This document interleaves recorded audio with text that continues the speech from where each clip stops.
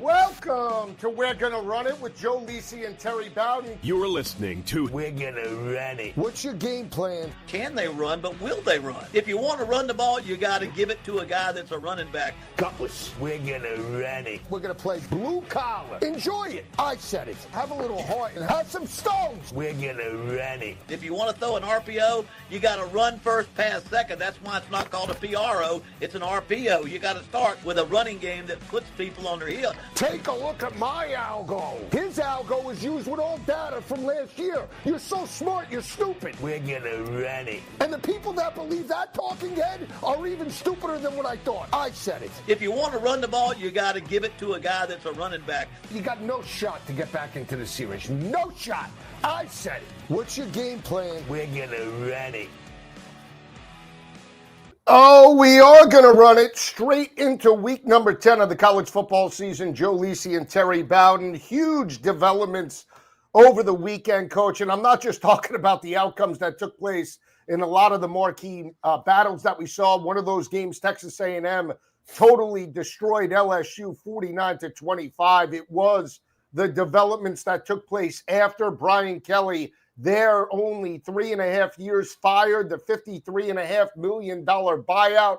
That's what's being negotiated now, and it's another domino, another major head coaching job in the middle of the season that is open. We have Virginia Tech, we have Penn State, Florida, and that was looked at as the creme de la creme, and then the animal and the elephant in the room, the tiger in the room, LSU becomes open. Unbelievable circumstances in Baton Rouge.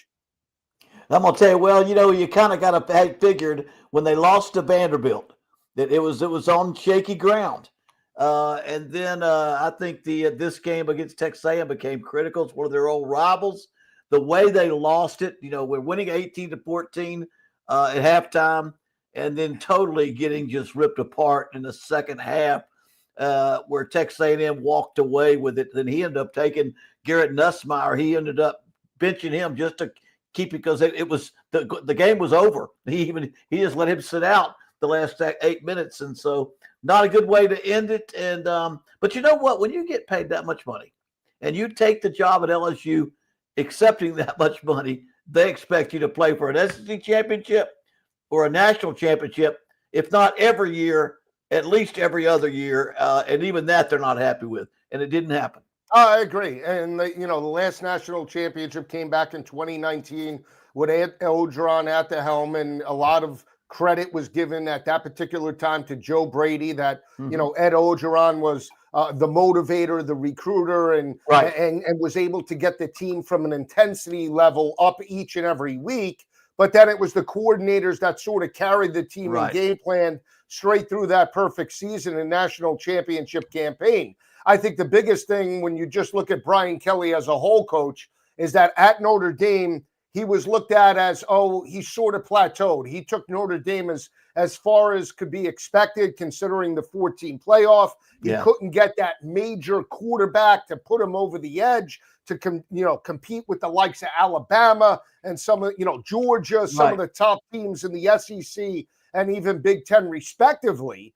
He gets there year one, over exceeds expectations. We talked about it. You win an SEC West title in year one. You have Harold Perkins, basically SEC phenom freshman player of the year. You have Jaden Daniels. You roll sevens. You go for two in Baton Rouge with the game on the line against the great Nick Saban. You win that game. And the fan base is like, this is what we're paying $10 million for. This is, this is year one. If this is the bottom, the floor, meaning if this was the floor, the top has to be college football playoff, SEC championship, college football playoff. And he did not even sniff that. And that was with the Heisman Trophy winner, Jaden Daniels, in year number 2.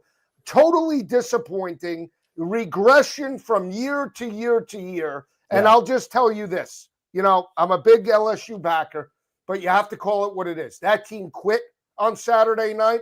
That team didn't make adjustments. The special teams broke down. Every facet broke down. What I want to ask you is, are you a big believer in this CEO mentality that, Brian Kelly was the CEO and, just didn't have that hands-on approach. What did you see, not just last Saturday, but what have you seen over the past, let's say, two seasons, and more importantly, what we saw from week one with that upset over Clemson till now?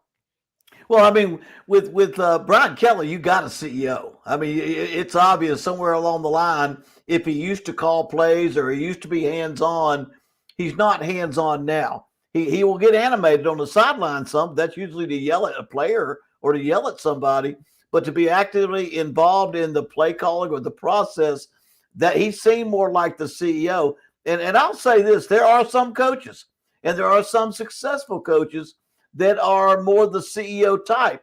And again, I coached a lot different when I was 65 than I was when I was 25. You're a little bit more involved with every process. But you know what? If you're going to take that type of position, you better win. You better win, because people are going to look and say, what are you doing over there? You're not engaged in the game, And so, again, he is that CEO type, I believe. He's not a play caller. He's not actively involved like so many coaches are on offense or defense. But bottom line is, I don't care whether they say you're a CEO and you're not a field coach, you golf too much, you do this too much. You got to win ball games. You get paid much at LSU, you got to win. He didn't win, period. No, that's it. And I agree with that 100%. And again, I don't mind. And I saw this, that he publicly called out Joe Sloan. I don't know if you watched the game, to that detail, but it was at the end of the half, and he was yelling at Joe Sloan, and he used some I don't honestly have a problem with that. I mean, it's the heat of the battle. You coach, right? Curse words are flying left and right. I mean, that's not the issue. The issue remains, again, if you don't know your talent, or you didn't know particular how to game plan or what the game plan was as the CEO, that's the problem, right? I mean, it's one thing to be a CEO and be hands-on, but if you had no idea, like where the game plan was, or how you were going to attack offensively and defensively, or what really was, how the key to victory, let's say, in each and every game, that is a bigger question mark than anything else. But LSU is one of those programs, and maybe it's only a handful. It's Ohio State, it's Michigan, it's Georgia, Alabama, Florida, you name those blue blood type of programs. For the most, LSU's expectation is college football or bust. It was that way with a 14 playoff coach. At 12, you're almost when Indiana's going to make it in back-to-back years, think that LSU with an $18 million NIL roster couldn't even sniff that's ridiculous. Well, and then the other thing is, though, and again, we're looking at it now, and we're able to evaluate it. With him being gone, you feel like, okay, what did you see? Well, they're the Heisman Trophy quarterback, and it still didn't take him to the championship. Heisman Trophy quarterback, that wasn't enough. The defense wasn't any good that year. Right. Well, what were you watching? You got to play defense to win a championship. You got to have a great defense. And then last year, they didn't run the ball very well, and the offense wasn't very effective. It just kind of ruined everything because the defense got a little better. And son of a gun, this year the offense is no different than last year. And if you're going to yell at your coordinator, if you're going to get on your coordinator, I don't like getting on him in public in front of other people. I don't need that. But you hired him. You knew it. You hired him. You knew what if you were leading. If you understand football and you know what you're getting, you know what you got. And if you didn't know what you got or didn't get what you thought you got, you had the next year to correct it. And right now, I guarantee it. I think when he went in on Sunday, he was thinking he was going to have to get rid of some coaches. Right. He was going to have, and I think that's what he was going to do. Well, they said, no, enough's enough, whatever. And we're going to get rid of you. And that being said, now it's just going to be a guessing game of which coach gets that job. Because I don't care that they fire you in the middle of the year. That's a marquee job. If you want to be a champion, and it's like Nick Saban when he was at Michigan State. He said, I got to go somewhere where I can win a championship. LSU's one of those schools. Absolutely. And even Brian Kelly made it I had the impression that's what he thought too, but apparently it's not just walking the walk. You got to talk the talk. You got to walk the walk. And Right, you can't just waltz in there and then expect to win. Welcome to the SEC. He probably made one mistake. Didn't make it as bad as I did. I went to the SEC at 36 years old and won my first 20 games. I never lost. Right, you were like Dillingham. You were like Kenny. You were like Kenny. You were so young. They were calling you the whiz kid back then. Yeah, they called me Buster Brown back then. But you know what? After you win 20 straight going into the SEC, there's not much you can do to up that. You've already put your standard so high. It was tough after that. But anyway, he didn't go quite that. But anyway, that being said, I don't think anybody in that stadium was complaining about the decision that was made. They were encouraging it. After as a fan and my daughter goes there. Right there. I'm close to the program for the most part. I've done a lot of radio in the Baton Rouge and New Orleans area, and very familiar with a lot of the players and people that cover the game, the team. It's like, how much more can you take? You have to stop the bleeding. You get that victory over Clemson, it's like sky high. Then you lose a very close game to Ole Miss. You're like, okay, I can handle that. You can't lose. I'm sorry, Coach. I know Vanderbilt's great, and I know Vanderbilt's having a fantastic year, and I credit Clark Lee and Diego Pavia for that team. But you're supposed to be better. Right. Okay. Right. You're supposed to be better. And to get dominated on both sides of the football and not have any continuity and to just not show any fight or killer instinct when you're down. That's where you start at the head coach and it trickles down. It's just do something. If the running game's not working, change it up and run tempo. Yeah. If you're blitzing off the edge and you can't get to Pavia, fix it. Play more zone. Do something. They did the same exact scheme week in and week out, and they got exploited. And you and I sat here all year long, and we said, as good as Blake Baker is, can't stop a mobile quarterback, right? Got exposed by Trinidad Chambliss, got exposed for the second year in a row by Marcel Reed. Why are you running the same defense? Try to show a different look. It didn't matter. They got blown out. And now they'll play out this season. And so for me, I'm on both sides of the fence. If you can get me Lane Kiffin or get Lane Kiffin in LSU, I want that, right? If you're an LSU fan. The other part of me, though, says, do we go or do you go with a John Summerall, a blue-collar guy, to bring that, intensity back where he's not going to garner, $13 million. Maybe he gets 9 or 10, right? But he's sort of like Kurt Signetti where, prove yourself. And he's going to have a chip on his shoulder. How do you feel this plays out? And where do you feel the best fit is? Well, of course, I know John Summerall. I coached against him. In fact, he was a quarterback in my family quarterback camp when he was in high school. And I've coached against him. Great coach. Would easily be good enough for that position. But the fact that Florida hired the landscape, right? The landscape. And Billy Napier, the fact that Florida hired Billy Napier from 30 miles up the road, and it didn't pan out. It makes it a little more difficult to go to the G5 level. But I'm telling you, John Summerall, I've been around the business. He knows he can win. He can win, and he'll win it at Troy. He won at Tulane, and his body of work is very good. And so I don't have any problem with that. I can't imagine them not at least approaching a Lane Kiffin. Everybody is going to approach Lane, unless he bombed out in the last 4 games, which he won't do. Everybody's going to at least approach Lane Kiffin. And to be honest with you, I'd love to see him stay at Ole Miss. It's just it's a great town to raise your family, your grandkids, or whatever. And I know Ole Miss will pay him what it's worth. But I think at LSU, just make sure you get the right people checking. And I will say this too: you got to ask yourself, this AD, he hired the last coach he hired Jimbo Fisher at Texas A&M. Right. They paid him off about $75 million, and he hired Brian Kelly and had to pay him off. Now he got 2 of the top coaches, the marquee names, when he got those, and because they didn't pan out, it's probably cost those 2 schools $125 million altogether. Right. But that being said, you shouldn't have too many second chances or third chances to hire a coach, and then you start hiring an AD. But anyway, it's a great job. I mean, I've coached against them so many times, all the way back 5 decades ago in 1979. First time I was on the staff at Florida State, we played them when I was Did at you? Auburn.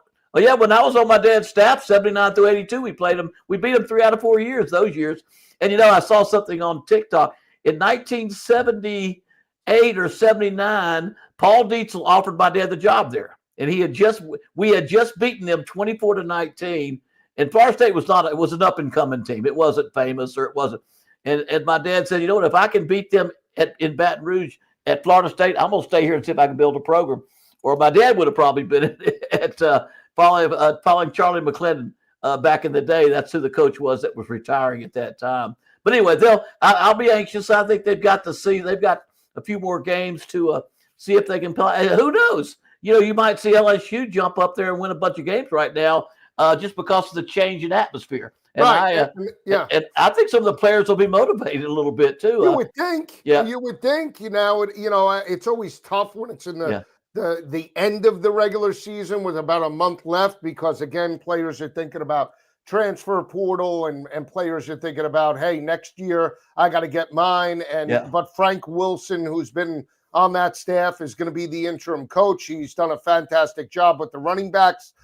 He's a motivator. He gave a fiery speech. They'll have an extra week of preparation before they square off against Alabama. It is a very difficult road game, knowing how they got abused by the Crimson Tide last year. So, again, I think that'll be a gauge for me, Coach, to see how the team. Look, I'm not expecting them to win, but I'm expecting them to fight for 4 quarters. That's one game you cannot quit in that game, and I don't think this staff will allow it. The fact that Joe Sloan is gone, that's the best thing I heard, because he was a deer in the headlights. I talked about it with the breakdown with Garrett Nussmeier. Last year, 8 performances over 300 yards. He had one 400-yard performance. Not one game, Coach, this year over 300. No, something was wrong. I mean, it's broken. Not one. It was broken, and he had to move on. Now, I hope they've got somebody there that's done that before. They have somebody there that has called plays in a game situation, because that's not one of those things you can just step into if you've never done it before. But to be honest with you, it couldn't get worse. From Florida State, Coach, it's Atkins. Oh, is it Atkins? Akins, the kid. Akins is the guy. Yeah. Well, it couldn't get worse. I'll say that. It should be a positive anyway around. That year that Akins was with Norvell, they got smacked around. That was last year. So, we'll see exactly what transpires. Do they? He had no quarterback. He had a mess going on down there.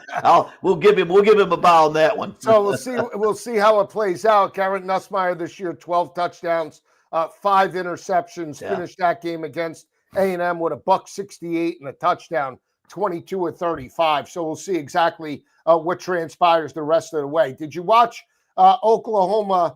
That Ole Miss Oklahoma game was phenomenal. Phenomenal game. Again, this is the second week in a row where Ole Miss, in a road environment, proved that they could play with any team in the country. And Trinidad Chambliss did too. Yeah. The quarterback I really felt like, even though Ole Miss did a heck of a great job against Georgia and probably could have beaten Georgia. In fact, they beat them for 3 quarters. They just lost the 4th quarter. But I said, Oklahoma, they're number 1 defense in the country. And it's another really tough environment. And they're the number 1 sack team in the country. I think they're going to go after it. And Brent Venables is clearly one of the best defensive coordinator head coaches there is. And that dadgum Trinidad Chambliss up and down the field again, and even when Oklahoma got back ahead 26-25 in the second half, he brought them right back, and they went ahead and won the game. So I have a lot more respect for Ole Miss doing it again, not just at Georgia, but doing it again. And it's going to be interesting watching Ole Miss, because I think they got some games still left, but they could run the table in the conference in the rest of their season.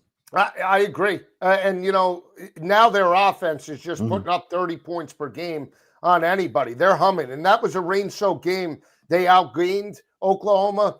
From a defensive perspective, OU didn't win the turnover battle. They certainly didn't get any quarterback pressures on Trinidad Chambliss, Nope. and that was in the rain. It was a light rain mist throughout the day, and you'd think that Oklahoma would have that home field advantage. They were 4-0 heading into that game. They had won those home games, Coach, by 23 points per game, and they just got beat up. Now, I'm curious to see how they respond on the road in a must-win situation against Tennessee this week. They're underdogs, but we'll see. Yeah, I think it'll be a good game. I think there's one thing that we're not thinking. Well, we have thought about it, but John Mateer has not quite been the same since he broke his hand or hurt his hand, and he's not run as effectively with the toughness because he had a pretty good running game. He has a pretty good ability to scramble, and then he hasn't been as accurate. So they really looked bad when he had 3 interceptions that first day he came back. He was solid the next game, but he's still not at the level because when he first came out, we had him at the top of our Heisman list. And, you know, if he's at the top of his game, as good as Chambliss plays, that still may go the other way. That game still may go the other way. I think Oklahoma did not play as well defensively against Ole Miss, but when you got a quarterback that's really, really good, you got to outscore people. We talk about that with Texas A&M. You got to outscore people sometimes. Then you got to beat them with defense other times. Absolutely, and Mateer finishes with 223. Yeah. A lot of short to intermediate throws, Coach. Just to give you a breakdown, the first 4 games prior to the injury, Mateer averaged 303 passing yards per game. He had 392 performance. Every other game, he was 270, 282, 271. Right. The last 3 games coming back from the surgery, Coach, he's averaged in those 3 games $191.5. Yeah. So he's down almost 109 yards passing per game since he came back from the injury. So again, let's hope if you're back in Oklahoma, you need this game this weekend. Oh gosh. And Tennessee does, which it's an elimination game. Absolutely. Whoever loses 3 losses, they're basically out and on the outside looking in. So we'll see how it plays out. What did you think about that performance in Williams-Brice? I tell you, I'm still not sold on Alabama's defense, Coach. No. If South Carolina had a hint more of offense in the second half, they pulled that game out. Credit killing DeBoer, gutty effort. I mean, that was South Carolina's Super Bowl, but they were on life support. Their 1 touchdown, Coach, came on the pick 6 from Sellers in the first half. That's right. If they don't get that, South Carolina might have pulled away and won it. Well, you know what? That's a hard place to play. I've coached there. That's a hard state to play in, and you're in for a battle when you walk into that place. And Alabama, on one hand, you're saying they're not playing as consistently defensively as they need to play. On the other hand, they're finding ways to win. They lost that first game, and they've won 7 straight, and they're kind of just finding ways to win, and they're not pretty all the time. And they've had to come back in the second half a couple of times, but they are doing that. But we don't see that when they're national champions in the last 15 years under Nick Saban. The defense, usually you could tell this is a championship caliber defense. I just think Alabama, it's going to be nip and tuck. That's why I say I have no idea who's going to win the SEC. It could be Georgia one day, the way Alabama's playing, the way Georgia's playing. Texas A&M may be playing the best of all. Ole Miss, you can't knock them out. They've almost knocked off. They almost knocked off Georgia and just beat Oklahoma. Yeah, it's crazy when you think about everything that transpired. Yes. Did you? I was locked and loaded on that Vanderbilt game, against Missouri, and they pull it out. Defensive battle for both teams. I'm not so sure if Bo Prabula doesn't go down for Missouri. That's how good they are. They're. I have to give it to Missouri. I think their defense is significantly underrated. For them to contain Pavia for basically 3.5 quarters, that was a dynamic effort. Now, Vanderbilt, to their credit, basically shut down Missouri. Hardy did have 97 yards on the ground. Right. But again, it was a nip and tuck type of game. They made some defensive stops. The 4th and goal, they come up big. This team is playing with house money. And they go on the road this week against Texas.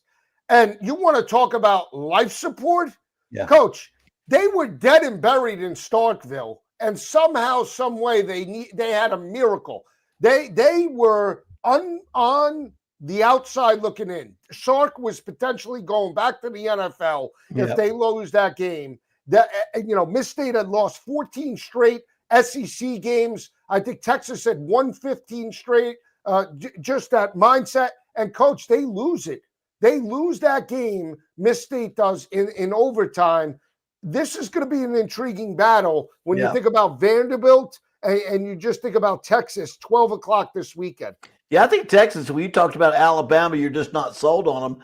I feel the same way about Texas. I don't ever know what I'm going to get. It's that old, like a box of chocolates. You never know what you're going to get. I don't know what I'm going to get with Texas. I mean, defensively, I see it sometimes. Offensively, Arch Manning, when you can shut down their running attack and force Arch Manning to win it with just his arm, he's not quite there yet. And then he's on concussion protocol. Now that can be very serious. It can be not very serious. It can be 2 days. It can be 5 days. But most of the players I had that had the concussion protocol, that means you have to go through a series of tests. You can't you can practice nothing for a day. You might wear sunglasses the next day, the next day. And I'll be honest with you, when you get to the point of having a concussion protocol, not likely you're going to play the next week. Just because of the people don't want to be they don't want to mess with that head injury. You don't want to mess with it. And I would say I just don't know how that'll affect the game. But anyway, Texas, that'll be an interesting game, and I think it'll be a high-scoring game. And I look forward to it. I look forward to that one. That should be a good one. Now, I will say the Texas defense in the fourth quarter buckled up, very physical. Once that game got within striking distance, Blake Shapen and the Bulldogs couldn't do anything offensively. So that's a credit to Texas for making some adjustments. They got the punt return that really changed and really gave the momentum to the Longhorns with about 2 minutes left in that matchup. It's amazing how these college games turn on a dime. A punt return for 72 yards. I mean, and right down the sideline. It's amazing just how it changes. I know Mississippi State has lost like 14 straight.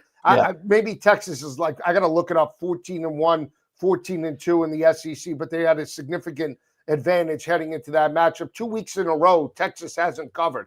Didn't cover against Kentucky as a 12.5-point favorite. Didn't cover as a 7.5-point favorite against Miss State. They're 1.5-point favorites this week. We'll break it down on next show in deeper detail. What are we thinking about the situation right now in the Big Ten? I just want to get your take. We think about Ohio State as being that team, right? And I know you feel about Ohio State just being that. Is there anybody when you in the SEC or ACC that you say would pose a mismatch problem to Ohio State? I wouldn't use the word mismatch. I think are there several teams I can name your top, your Georgia, Alabama, Texas A&M. All of those would create problems because they're so talented. Now, it doesn't mean I think they're better than them or they are favored over them. Right. But I don't think it's a cakewalk. I mean, we remember Texas playing the opening game of the season when Texas thought they were good. They had confidence. They played them 14. They lost 14-7. And Texas hasn't been knocking it out of the park every week against SEC opponents. So I do believe that Ohio State and Indiana right now are the cream of the Big Ten, and obviously they're probably the cream of the country along with Texas A&M. They're undefeated, but I have to say I didn't put them any higher than the top 3 teams. I think 5 out of the top 10 teams in the AP top 25 are SEC teams right now. Right. And they're all good. Well, what about Signetti? We talked about Signetti. Yeah. That when he smells blood in the water. Oh, yeah. He does not take his foot off the gas. 56-6 against Tim Skipper and UCLA. Now, UCLA had won 3 straight. There was optimism. This could be the hottest team in the country. They're going for a 12 o'clock kick in Bloomington. Everything was, 25.5-point underdog. They're going to wear it on their sleeve. Coach, I mean, they were down at half, 35-3. Yeah. I mean, it was a bloodbath, and that's what Cignetti does, right? He beats up on garbage teams when he knows he's got the superior talent. Yeah, but he's beaten up on Illinois. He's beaten up on some good teams as Right. well. He's a good coach. He knows what he's doing. And I've said this before on our show. His father, Frank Cignetti, was a head coach. He was my head coach at West Virginia. He was my father's offensive coordinator at West Virginia before he became the head coach. And he's one of the smartest offensive coaches I've ever been around, along with my father. But Kurt learned from the right guy. He learned he didn't fall far from the acorn doesn't fall far from the tree. He learned it. And I'll say this. Kurt has spent a lot of his time working his way up. IUP, Elon, James Madison. He when he has a chance to beat you, he gonna beat you because I think it's just part of saying, okay, we got to make sure we don't mess this up. We want to convince people we're here. I've always said, if he got offered a ton of money, I mean, I thought he stayed in Indiana because that's where he wanted to stay. He liked getting the new contract, but he doesn't have to be the highest paid guy in the country. He just wants to be respected for the coach that he is.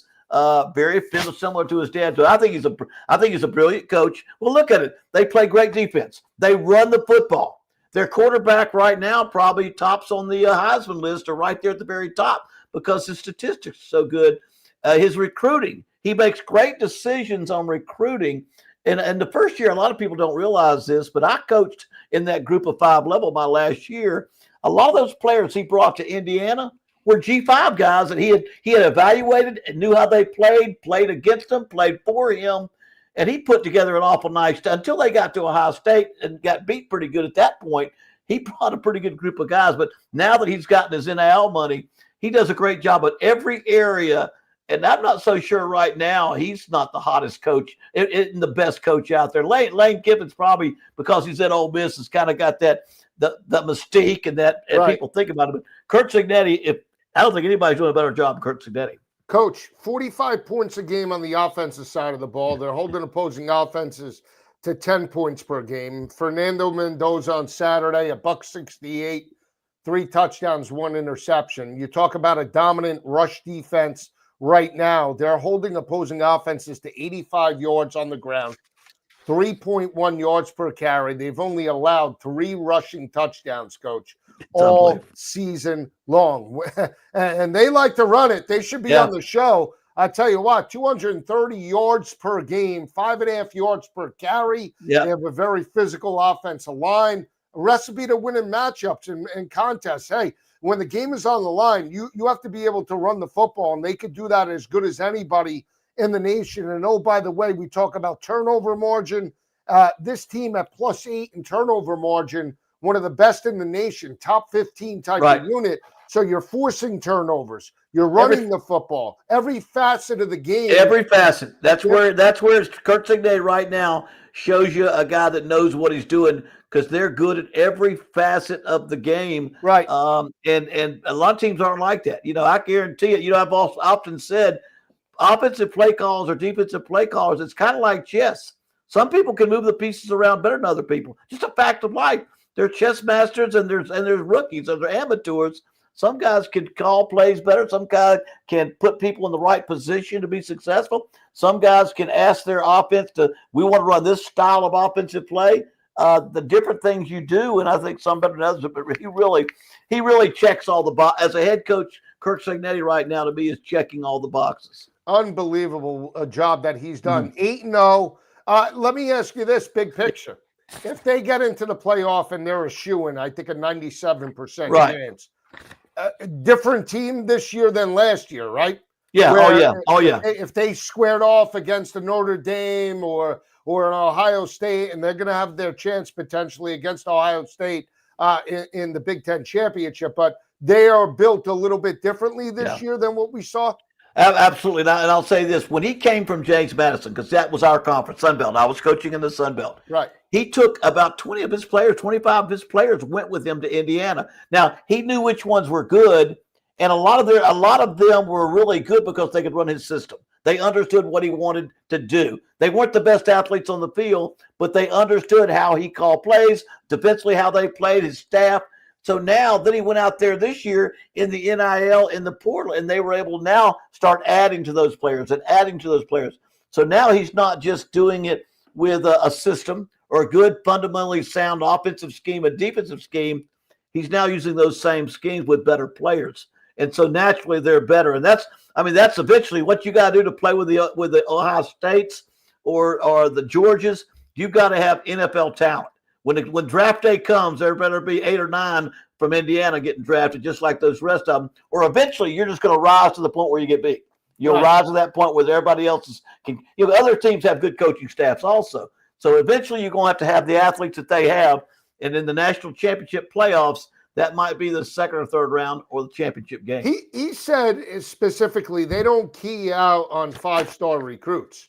They look for guys that they can actually coach up. Yeah. He said like 3 or 4 stars, and they want to look at the development. I mean, that's really in depth, right? Finding guys that fit your scheme. Okay, here they are in 2025. Where could they be in 2026 and 2027? And how can they help us, contribute to winning games? And Joe, I think half your roster is always going to be like that. You can't get all 5. Now you can't turn down a 5-star just because he's so talented. You got to have, the guy with the best football players usually wins the game, the most talent. So again, I think what he means is he's not going to be able to get all the 5-stars.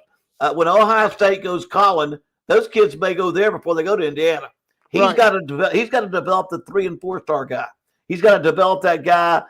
Even with the NIL, that might be the guy he gets. Where this will really come true, where you'll find out if he's just talking. Like a lot of coaches want to say, what'll happen was when the NFL draft comes along, right, and only 3 or 4 of his guys get drafted, but he still wins it all. You'll know he's developing guys. He's developing guys that might not have those statistics, the analytics. They don't have the analytics that the NFL wants. But anyway, I would say the good coaches know how to develop the 2 and 3, 4-star guys, but they sure don't turn down those 5 stars. Right. I tell you another coach that. I didn't think that he would excel at Cincinnati, meaning the way they are. Satterfield's done a great job there. They're 7-1 now, and they go on the road this week.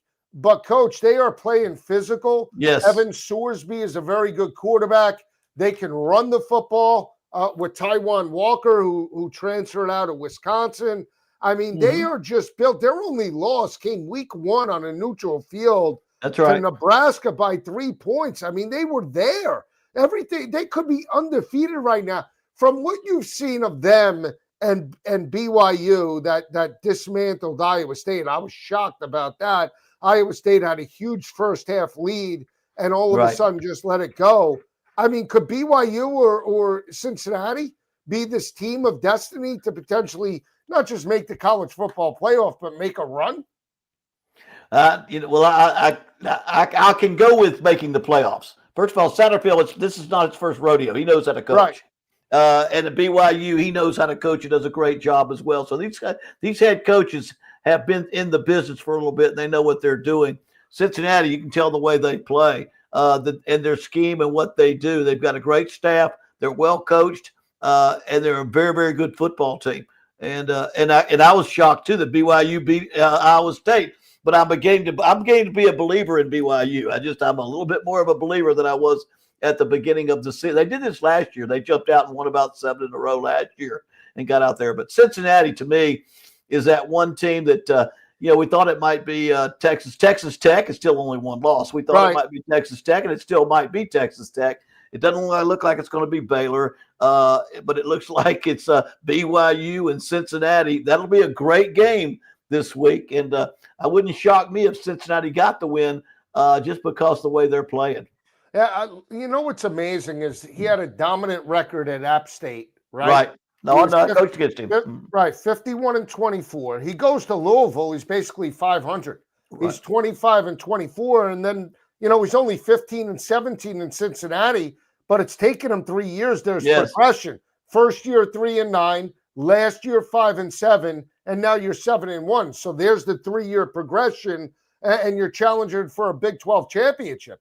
So Yeah, and he, again, that's what you want to see, right? Well, right, it's and amazing, he though, believes in run that football. He gonna run that football. So that the basis of his thinking, we're gonna have a powerful running attack, and that's the basis of it, and that's where they start, and that's where they go from there. But how? It's. I'm curious because Louisville's not a bad job, but he couldn't win there. Well, at that point, I was going to say it's always been right around the middle of the SEC of the ACC. Now, Jeff Brom got him to the championship game, but Right. most coaches who go to it's almost like Appy State and Louisville are the same type of teams to me. They always find a way to run that football and do a great job with the outside zone and running that football. But it still has not been a place where do you want to go to Florida State or do you want to go to Louisville? Do you want to go to Clemson or do you want to go to Louisville? Do you want to go to Miami? So it hasn't had the appeal to get the very best athletes. Now you start taking the NIL and the portal, and you get a guy who knows. It's like Cincinnati. I don't know that you want to go to Cincinnati more than you want to go to Ohio State, or you want to go to Cincinnati more than a lot of these other schools. Cincinnati's a city school. They've always had pretty good football, but not great football. Basketball was probably better than football over the years. But you put a great coach in there. You put a coach there who knows what he's doing, and he wins. And that's what he does. That's so he's done a good job there. Louisville doesn't. Louisville. That's why I was thinking Jeff Brom. He may jump on a job. He's a graduate of Louisville. He's done a great job at Louisville. But if he wants to be the guy that's favored every week, he might want to take that next step because I'm pretty sure if his agent got his name in the hunt, he might pull a job or two out of there, or might get in the hunt for some of those jobs. Yeah, I tell you, and I told you off air that I believe now the best fit for Penn State is Brian Kelly or a Brent Key type of guy. Because why? Because again, you want physicality, you want blue collar. Brian Kelly understands the Midwest and the PA landscape and could definitely, I think, win bigger games than he won at LSU. I think he could win bigger games at Penn State than he can at LSU just because, again, I think that's his MO. Certain guys just fit a certain type of scheme in school. I think personality-wise, I can see his personality, Midwestern type of guy. I can see him fitting in there, but my thoughts are not so much that he couldn't do it. They just fired a guy who could win everything but the big one, and LSU just fired a guy that he can do everything but win the big one. I don't know if that's what they're gonna. I don't know if they'll make that move. Right. I mean, whether he is the good guy for the job, I think personality would be good. Right now he's got a. Usually when you get fired right like he did right now, you got you need to sit for a year and just kind of think about it. Kind of wait for that thing to settle down. I mean, and you become hot again. Ultimately, if you're Penn State, you make a run at Elko because that's the first guy I thought of. But if you're Elko and you don't care about locality, meaning we know he's from Jersey, but if he doesn't care, he's going to have much more NIL and money at A&M than A&M's Penn State. A&M is the third wealthiest athletic department in the country. There's Texas and there's Ohio State and there's Texas A&M is third. So he's got a great job. The guy Eli Drinkwitz is the one that I think somebody's going to jump all over. Although he's doing well at Missouri, he likes Missouri. That's a tougher place. He would be a guy that really would be great. It's amazing what he's done. Well, even Bo Prabula, who could not start at Penn State, was leading him to a 9-1 season, or 7-1. Right. They've only lost one game. And that was a guy they had backing up at Penn State. So, right. But those are the types of guys. I can't say that I know these guys personally, but I watch them coach. I watch the toughness. If you go to Penn State, they're gonna want you to run the ball. They're gonna want you to be physical. And really, Lane Kiffin, that's not his personality. Probably doesn't fit at Penn State in my mind. Hit Florida right away or Ole Miss even, but. I think they're going to want someone to me who fits their role. I go all the way back when I grew up watching at West Virginia, Franco Harris, and all the great backs and big backs and all the line. It was linebacker U for years. Right. Penn State was linebacker U, tight end U, linebacker U, and they still want to win like that. I used to always laugh at some of my buddies at Auburn. I said, y'all would rather run the ball and lose than throw it and win. Right. The old Bo Jackson era. We had Bo Jackson. That's what we did. Well, if I had Bo Jackson, that's what I would do too. It's interesting because I think so. I've heard reports where Mhm. James Franklin's the favorite for Virginia Tech. Okay, Virginia Tech's Arkansas. What do they do? Yeah. Florida's got to be keying on Kiffin, but if Kiffin says no and let's say goes to LSU or stays put, where does Florida go? Who's the second best coach? Do they go Drinkwitz? I think they do. I think Florida goes Kiffin first, then Drinkwitz or Yeah. Key. I mean, where else does Florida turn at that point? Well, I've heard people talk about John Gruden. I just don't. I don't. That's not where I would go with it. I don't. Right. I don't make that pro move, except down the road or something like Right. that. But But no, I here's the think thing. Drinkwitz is big in my mind. The way he is coached, I don't know if you could get Key away from Georgia Tech. It's a lot more. He went to school there, but it's a whole nother level of job than Georgia Tech. I will say Right. that from the standpoint of all the resources that you've got. Florida is one of those schools like LSU. All the resources you want to have Right. to build a champion. That's why Urban Meyer built a champion there. That's why Steve Spurrier built a champion there. Now, there's been a bunch of coaches get fired because they couldn't win it. So you better be ready to win, but you're going to get paid, and you're going to have a chance to get the best players. And about the third most NFL college football scholarship players are from Florida. I mean, it's California, Texas, and Florida. Population reason being the biggest in the southern part of the country. But man, a lot of good football players down there. And so, but like I said, it'll be interesting. Penn State, back when I was growing up, I mean, Western PA, I mean, you're talking about some of the best football in the country was Western Pennsylvania. The hard nose, the old steel mills and all those. All the right moves and pipe. That's right. Those were all the guys. I always played with a lot of guys from Western Pennsylvania. Right. And that's what Penn State's always had the advantage of getting to. But anyway, the speed that the game's played with now, if you can't recruit the Deep South, you're probably not recruiting national championship caliber teams anymore. I agree. I'll just say this too. Yep. I love John Gruden. I think he's more of an NFL coach than I do college too. coach. And I'll just say this, it's not a knock, but these NFL guys that come to the current landscape of college football, right? If you're not on the same level as the kids, you coached there just a couple of years ago, right? NIL has changed the landscape. Belichick still hasn't gotten it right. O'Brien at BC hasn't gotten it right. Mac Brown, we love him, but an older coach, Saban left the game because the game was changing. So Trent Dilfer that came from the NFL, they kicked out of UAB. So these NFL guys that want to make the move, that's right. It's a totally different animal. It's a crapshoot, and that's why I don't ever recommend. I just saw every time I turn on YouTube, I see a podcast on John Gruden wanting to get back into coaching. Well, that's good. He could go to the NFL. I think Harbaugh took a long hiatus. At Michigan, won a national championship. Right. But a lot of these NFL guys don't understand the current landscape and how college football has evolved. It's no longer the coach and then everybody else. Right. It's the kids making as much as the coach and right. Hey, John Gruden's making $9 a year. Nico was getting $9 just to go to Tennessee a couple of years ago. It's a different animal now.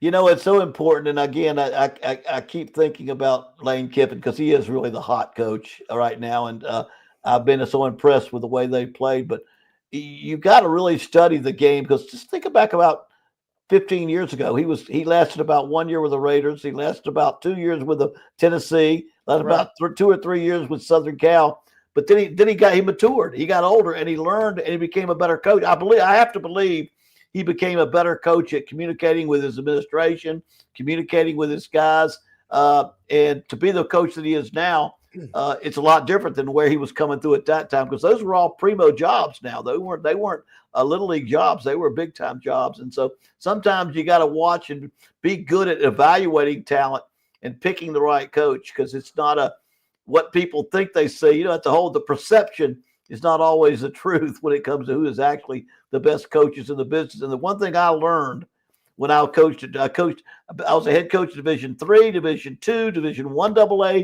G5, and Power 4. I coached all levels of it.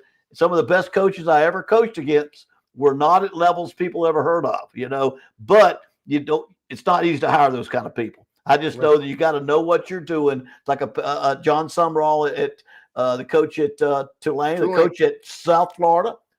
Coach at Memphis. Golish, yes. Well, Silver Golish Field. has done a remarkable job. They lost a tough one Saturday But to I mean, Memphis, but he's done a that was a great back job. and forth. That was a back and forth No, game. he had that one won too. Did he really? I mean, Yeah. they were up double digits. I was like, oh, they're going to kill them. And then all of a sudden, Memphis Boom. came back, and Memphis had backup quarterback. They were on the backup quarterback. There were some issues there. Yeah. Amazing effort when you just think about that. I just want to just go through the big games in the ACC and the SEC. All right. Just, preview. Are you looking forward to any? I tell you what, and we're not going to talk about it because it's on Friday night. Right. But I am curious just to see how Belichick and this team respond in Syracuse. I almost called it the Carrier Dome. But they've been playing better, and They and I have. talked about it today. Yes. This Syracuse team is not good with Ricky Collins. Ricky Collins, the quarterback, is when they lost Steve Angelic, they lost a quarterback that they were winning with. They've lost 4 in a row now. They're just not very good at all. And North Carolina has lost 2 games that they very well could have won. They're playing better. They're playing a lot better, and they're playing good defensively. And they weren't playing very well. They've lost 2 games where they fumbled the ball into the goal line. They're on the goal line getting ready to score, and they fumble going in and lose the ball twice. And of course, in this game where they just got beat, and North Carolina got beat by Virginia, they went for 2. They went to overtime, and he decided he would decide the entire game on that first go for 2. And instead of kicking an extra point, he went for 2 and missed it and lost the game in first overtime. And that's Virginia, who's sitting 7-1. So that will be a very interesting game because North Carolina is playing better, and they are making some strides. Now, Miami, SMU. If SMU doesn't lose against Wake, they'd be undefeated in the conference. This would be, but they're still there. They can eliminate Miami in one game, right? As good, Miami rebounds. They get a 35-point win against Stanford. It looks good. Window dressing. They started slow, but SMU has been a dominant home team. We saw Baylor go in there and knock them off, but they had won 15 straight up until that point. They haven't lost since, and they're going to be up. This is going to be a Super Bowl for SMU, right? Yeah. This is like a gauge. Is Rhett Lashley and SMU back on the pinnacle? They knock off Mario Cristobal. He's got to answer questions. Miami's done.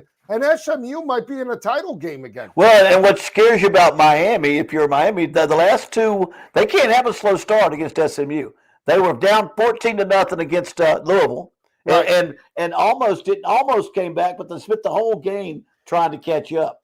And then they're 7-7 with Stanford. Now they poured it on in the second half, but why didn't they do that in the first half? I mean, I don't know if they were mentally ready to go out there, and that scares you about Miami because they do have the talent to compete in postseason, but this is going to be an important game for them. They've got to run the football, and they've got to get a quick start. They've got to start strong and not let themselves get behind because they've got the great job at SMU. Right, the quarterback Kevin Jennings, right, and he's hit 4 deep balls over 70. 4 different receivers have caught a deep pass over 70 yards. They can score quickly, and so you got to make sure you don't play behind. Or you don't, you run that football, control that football. Yeah, we will see how that's a 12 o'clock kick in Dallas. Mm-hmm. So the other 12 o'clock kick, Coach, Clemson coming out of the bye week.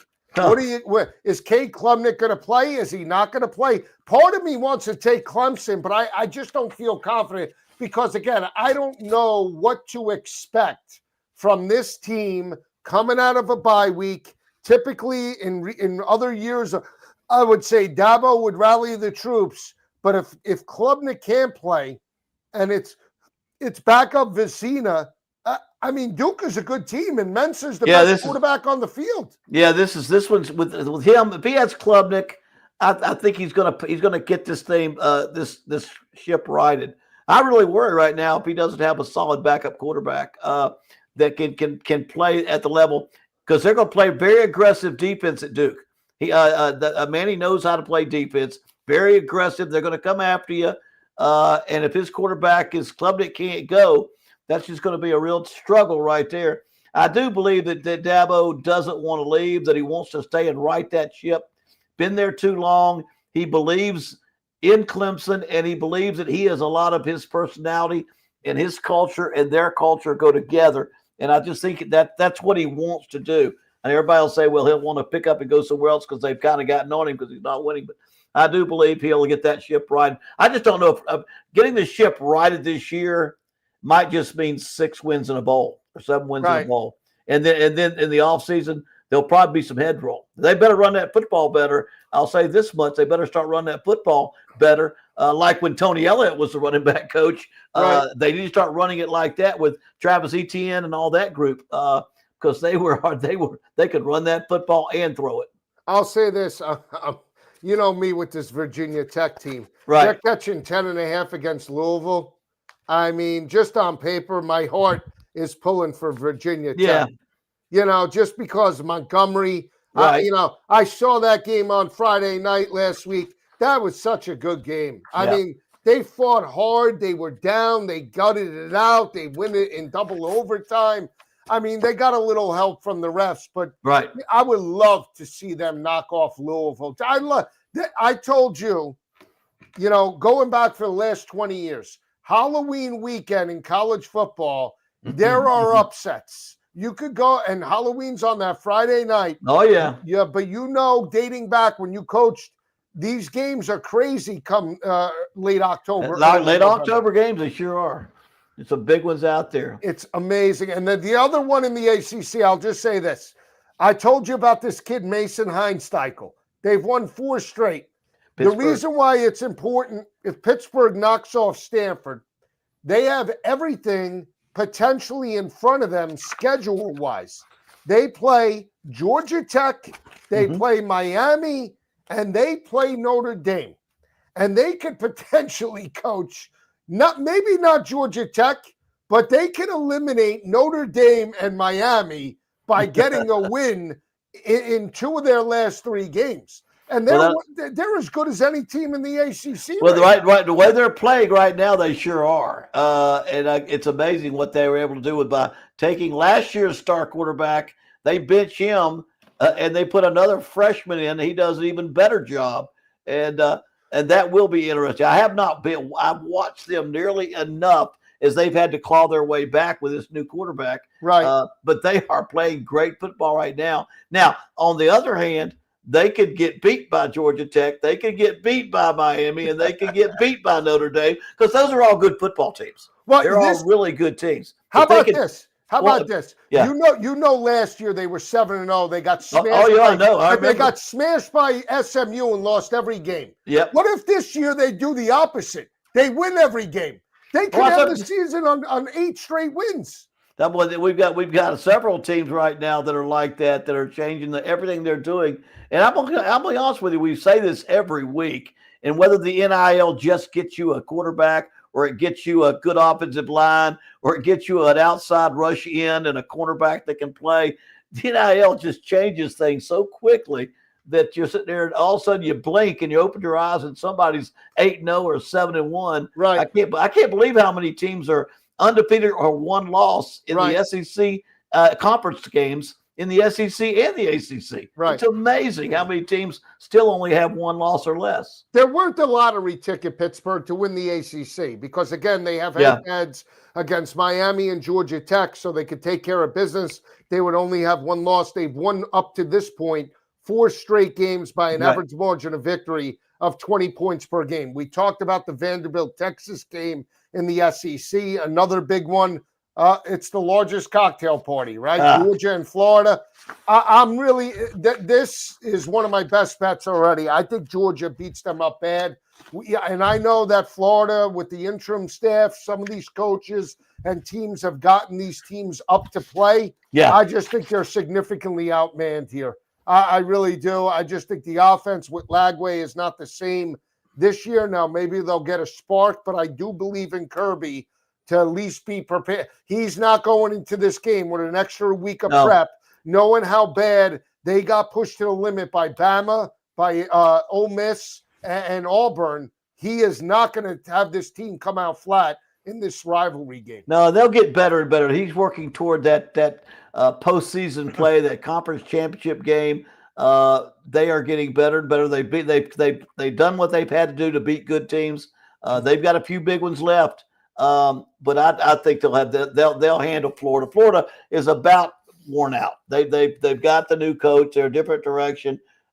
Everybody's kind of deciding what they're going to do with their careers. All those guys, are they going to stay there? Going to move on? It gets to be very tough to hold on to them throughout with a game like this, a game against Georgia with the talent that Georgia has. Yeah, I told you Arkansas would pack it in. They got knocked around by Auburn. Yeah. Very physical game. They now face Miss State.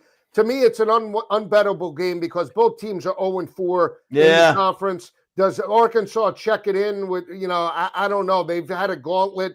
They gave it their all against Auburn. Auburn's defense, I say. If you could give me Georgia, I'll tell you what. I'll take the perfect football team in the SEC. Give me Georgia's offense, because I love the way they play there. Right. And Auburn's defense, I think that's the perfect team right now. Auburn's defense is as good as anybody. Better than Oklahoma, I think. Yeah, I guarantee it is. I guarantee it. And Auburn had to kick 6 field goals. They couldn't score. They won the game and they pulled ahead, but they could not finish it off offensively. Defense had to get it done. And the defense did a great job, intercepted a pass for a touchdown and kind of got it turned around. And pulled out the victory after being behind in the early part. Now they face Kentucky this week, Auburn. Yeah, and and Kentucky will play them tough. But I do think Auburn can continue to do what they're doing. They and I believe they're going to go with they use the backup quarterback. Ashton Daniels. They put Ashton Daniels in. Now Hugh Freeze did not make the call. I figured on Monday or Tuesday he would say, "Listen, we got a spark from Ashton Daniels. We're going to go with him, but he's holding out." He may just be doing that so he doesn't lose his quarterback, because he invested so much in Jackson Arnold that I think it's probably time to go with the next guy. I watched the game. Jackson Arnold threw an interception. He threw a pick 6 for 89 yards. Yeah, never on an RPO he should never have thrown, and still takes a couple of sacks by holding on and patting that ball, and that has not been corrected. So I'm a little bit shocked that Hugh didn't announce the backup quarterback would be the starter, but maybe he's holding off and or maybe there's something we don't know about in the skill set of that young quarterback. Biggest thing for me when I watched that game, and I've been high on Arkansas, but I did tell you I liked Auburn in the game. Yeah. They got the football to Cam Coleman. They got the football to Singleton. I mean, you have both of those guys running routes. If you can't get them the football, it's worthless. And Hugh has an opportunity, win out. Beat Alabama at the end of the year. That's right. You could sell an 8-4 team and say, I got my quarterback. We got the defense. DJ Durkin's doing a great job. He should be up for coordinator of the year, just knowing how physical they are. And let me tell you, they can run sideline to sideline. They have linebackers that are great in run support. Back end is opportunistic. The pick 6s that they had against Taylor Green. I mean, I really like this defense. I just can't. Part of me just, when your offense is that bad, I can't buy in 100%. I just thought against Arkansas, because of knowing how bad Arkansas's defense was, that was a perfect game for them. That's right. But they still this Kentucky team, because Kentucky is going to look to fight this in a phone booth. Well, you said it right. Jeremiah Cobb has turned into a pretty good running back for Auburn. I think he had 147 yards. But he's small, Coach. He's small, Cobb. But I will tell you, he runs big. But the guy that Coleman made one of the best catches I've seen all year, the touchdown catch. But they don't throw it to him or Singleton enough. They don't utilize those two wide receivers. And maybe it's the quarterback, because they they don't put the ball in their hands. And if I got those two guys out there wide, I'm gonna get them the ball in space. And I'm going to hit them on explosive plays. And absolutely. That's why they're kicking 6 field goals. They can't get in there and get the ball in the end zone. Absolutely. And then the 2 other big games in the SEC, South Carolina, Ole Miss. I just worry because part of me wants to take the 12.5 with South Carolina. I just worry about it was homecoming. You have Alabama dead to rights. You lose it. Now you got to go on the road against this offense is humming. For Ole Miss, if for South Carolina to win this game, they're going to have their offense have to score 28 to 30. Yeah, I don't know if I feel that confident in them. So we'll see. I mean, this is a game that if you're Lane, don't overlook this team. No, right? I know they're not good on paper, Right. and I know that they're only 1-5 in the conference, but they have a quarterback where if he gets hot, he could take a game over. You're exactly right. He was having a good game until he fumbled at the end of the game last time. He was doing a good job, and they have been playing good defense. They've just been not playing as well as they should offensively. But that will be a good one. And I'm not ready to buy. I'm not really to buy that spread for Ole Miss just yet. But I tend to think playing Ole Miss at home after the way you lost the game to Alabama the week before. Right. That's it. That's what they do to us. They put the point spread right up there where it's a little bit tough to say, you know what, Ole Miss is due for a flat game. Right. You know, they're kind of due for a flat game, but they played so well offensively. I'm not sure they've got it. And I think that young quarterback, and I say young, he's a young SEC quarterback. He's been a starter for 3 years, I think, at Ferris State, or 2 years at Ferris State. I think he's unflappable. I just don't think I don't want to say the word naive. He just it rolls off his back. He just doesn't care, or he doesn't realize. He doesn't know to be nervous. Right. He's just so calm, and we'll talk about Heisman maybe next time. But you think about it, he has a great story, and Pavia has a great story, and the Heisman is all about a great story. So hopefully those teams can keep on winning. And those two quarterbacks will get themselves up in the hunt, because right now they're not at the very top, but they're still being mentioned in the Heisman race. I'll tell you this right now. This Tennessee-Oklahoma game, yeah, I love it, number one. Yeah, it's an elimination game, but this is going to look like a college football playoff game. Yeah. Because neither team could afford to lose. Nope. And you're going to have a defense that's going to be angry for getting exposed by Ole Miss. And this was a game last year. They got abused in Norman by Nico. That was one of Nico's better performances, right? You know, and Tennessee. But I actually think Oklahoma's defense is going to rebound in this game.